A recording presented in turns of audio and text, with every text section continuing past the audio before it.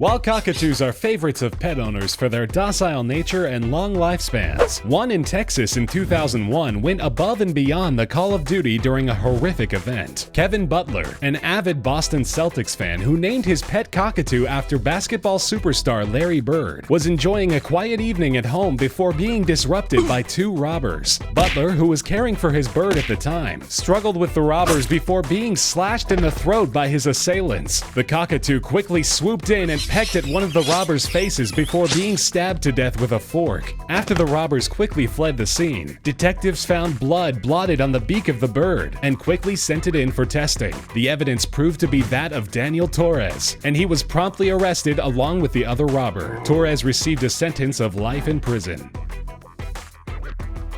A bull lab mix named Chief was the unwilling piece of evidence in the slaying of his owners when their home was invaded by thieves. A late evening in Seattle, Washington in 1996 found Raquel Rivera and Jay Johnson shot to death in their apartment when their dog Chief attempted to stop the thieves. An ensuing struggle mortally wounded the dog, but not before Chief was able to smear his blood along the pant leg of the killer. Despite all attempts to save Chief, he died almost a day later. Detectives quickly found their subjects, but were unable to prosecute until they found the hard evidence of Chief's blood on their clothes. Kenneth John Lealualai and George Tulifano were charged with first-degree murder and animal cruelty and were sentenced to life in prison.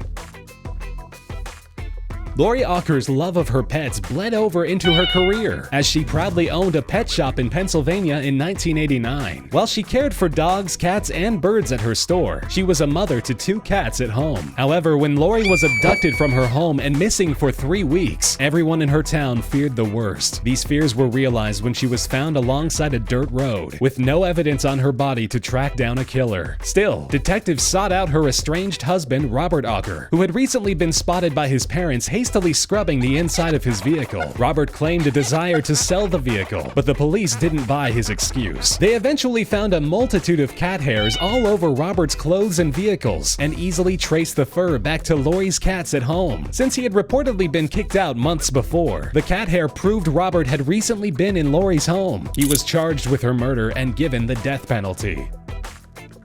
An agitated parrot is not the ideal pet for anyone, but in the case of the 2014 murder of Neelam Sharma, it was the saving grace that locked away a murderer. Hira the parrot grew restless after witnessing the death of her owner by a robber she had recognized before. After Sharma's killing, police were left without any leads for weeks, until a family member reported Hira's strange and violent agitation whenever the victim's nephew Ashutosh visited the surviving husband. Thinking it odd, an investigation was centered around Ashutosh, and he eventually admitted to the crime, claiming he had to kill his aunt when she recognized him as he robbed their home. He was quickly imprisoned.